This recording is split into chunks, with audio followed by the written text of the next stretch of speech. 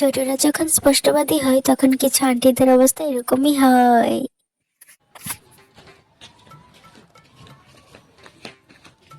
ও দিদি, দিদি বাড়িত নি গো? হ হ বাড়ি ওই তো। আমি আইছিলাম। আয়ো আয়ো। হ্যাঁ আইতাছি। উহ গো, বইছি গো আয় আমি। ও বউ আইতাছে আমি।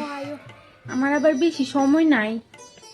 কি গরম, তোমরা বারিন্দারা দেখতে এসিও লাগাই তারো না। বউ বউ, তো কেমন আছো? ভালো আছো নি? ভালোই।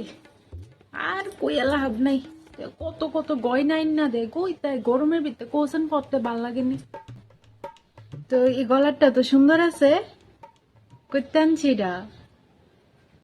এটা এটা দুবাই থেকে আনছে কালকে রাত্রে। এনো 100 কেজি হীরা এটার ভিতরে, আর এটার ভিতরে পুরো 200 কেজি সোনা আছে। আর এটি তো প্লেটিনামের। কোসেন তো গরমের ভিতরে এটা পড়তে ভাল লাগেনি। ইস, আমার ভাল লাগে না জানো নি, আমি পড়তাম চাই না, আমি জোর করে পড়া। ও সত্যি করে কোসেন আমার কেমন লাগতেছে? সুন্দর লাগতেছে নি? হ হ, খুব সুন্দর লাগতেছে তোমার, কেউ নজর না লাগো। আর কইয়া লাভ নাই, আমিও জানি আমি যে সুন্দর। বাইগান। তো এই কইতাছিলাম তোমরা তাই কই? ওই তো ঘরেই আছে। ডাক দো না একটু তাই রে। দাঁড়াও ডাক দি।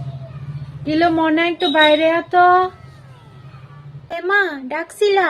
তোর আন্টি আইছে। ও ও কিলো মনা, তুই দি ভালো বড় হয়ে গেছ গা। তো কি আমি ওখানে ছোট্টই থাকতাম। বাইগান।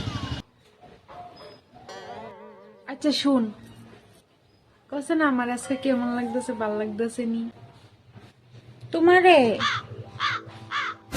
সত্যি কথা কইতাম নি, তোমারে আছে না জঙ্গলি লাগতাছে।